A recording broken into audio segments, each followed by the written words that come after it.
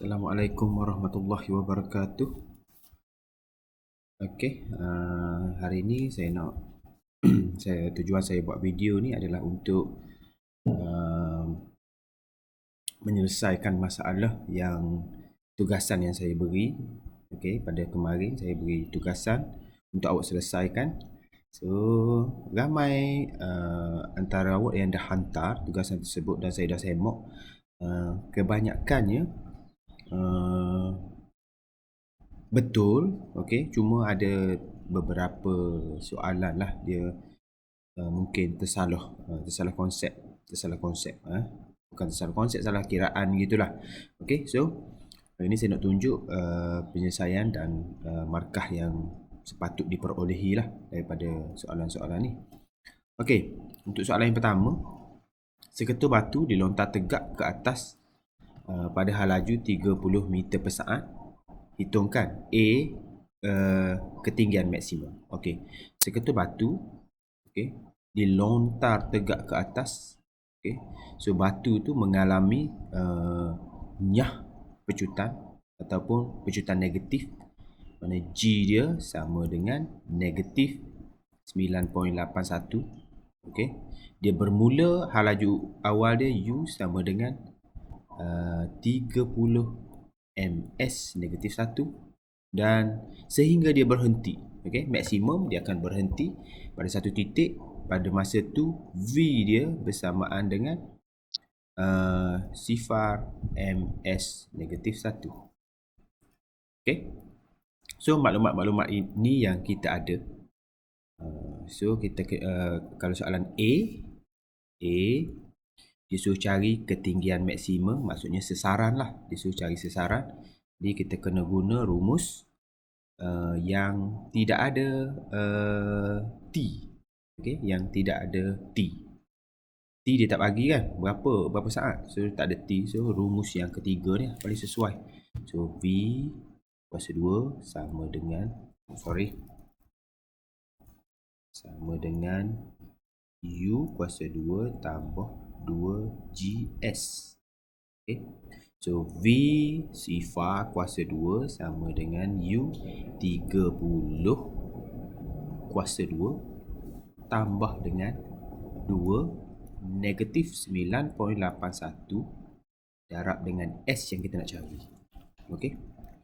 Lepas tu sifar sama dengan 30 kuasa 2.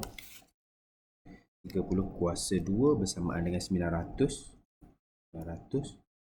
Positif dengan jumpa negatif dia akan jadi negatif. Okey. 9.81 darab 2. So 19.62 S. So kita pindah je lah. Okey, pindah. S sama dengan 900 per dengan 19.62. So jawapan dia adalah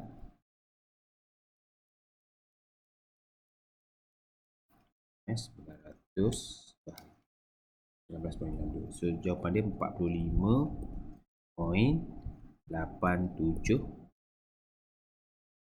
meter. Okey. So yang kedua B, masa yang diambil. So dia nak cari T lah. T berapa? So dengan maklumat-maklumat yang kita ada, kita boleh guna rumus nombor 1. So V sama dengan U tambah GT. Okey.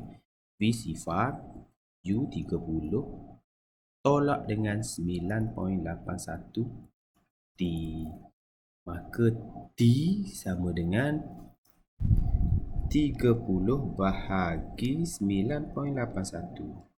So kita dapat 3.06 saat. Okey. Selesai nombor 1. Okey. Soalan yang kedua.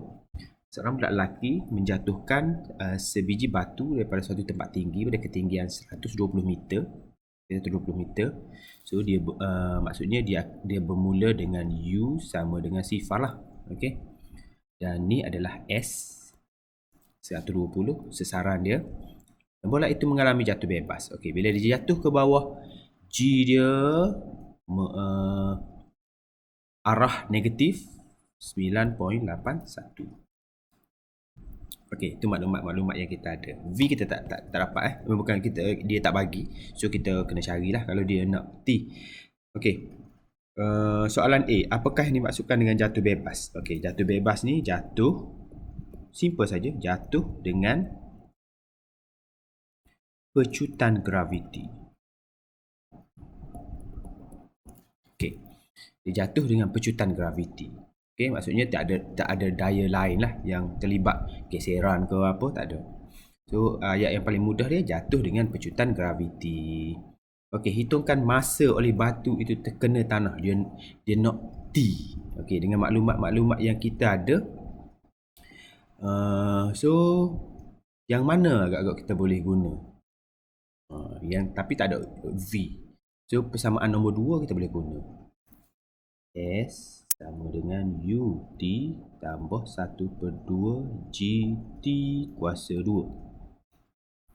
Boleh, saya besarkan sikit Okey. S kita dah dapat 120, tapi dia ke bawah, so kita kena letak negatif 120 berarah arah ke bawah. Kita letak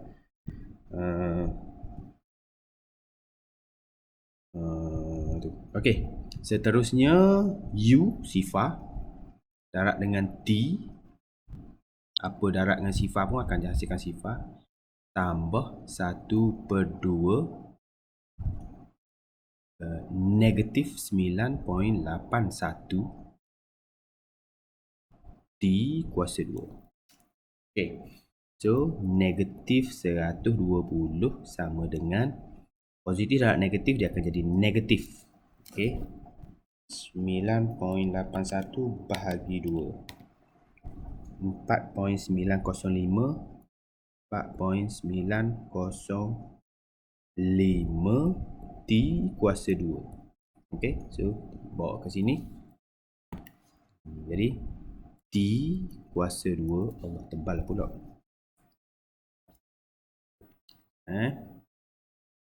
Okey. T kuasa 2 sama dengan negatif 120 per dengan negatif 4.905. Okey, maka T sama dengan punca. Dia kuasa 2 kan? Kalau kita pindah jadi punca kuasa 2. So 120 bahagi dengan 4.905. So kita akan dapat 24.46. Kita puncakan dia, kita akan dapat berapa tadi? 120 bahagi dengan 4.906 905.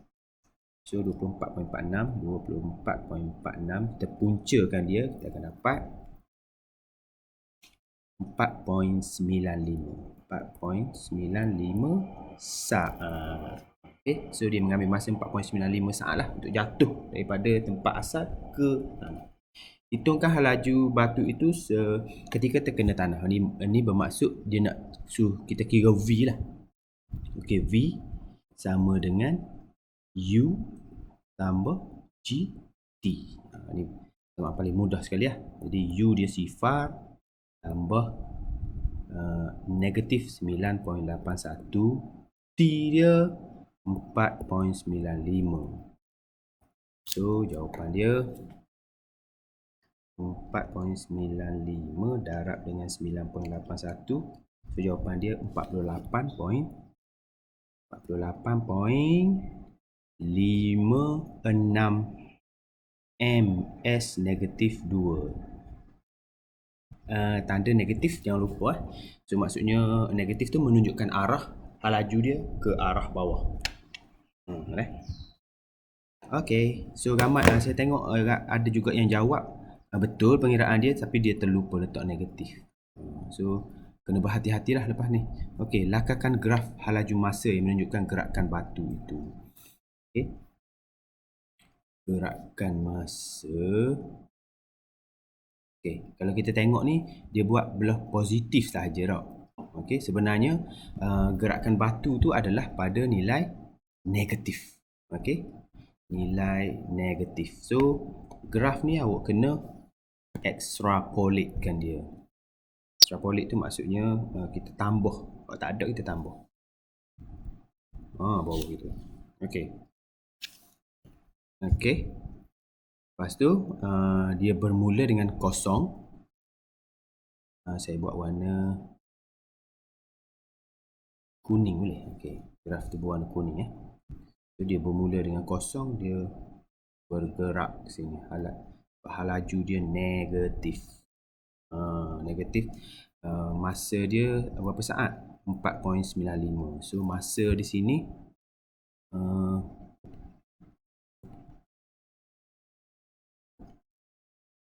4.95 masa sebelum dia menjejah tanah 4.95. So pada masa tu laju dia adalah negatif 48.56. Negatif 48.56. Okey. So laju ni sini ms negatif 1 masa dalam saat. Okey, itu lakaran graf. Jadi saya tengok kebanyakan dia yang buat lakaran graf, dia buat pada sebelah positif. Tak betul lah. So saya harap awak dapat perbetulkan balik. Okey. Dan konsep ni kena kemah, barulah kita dapat menjawab apa saja jenis soalan yang ditanya. Okey, itu saja. Wallahualam. Assalamualaikum warahmatullahi wabarakatuh.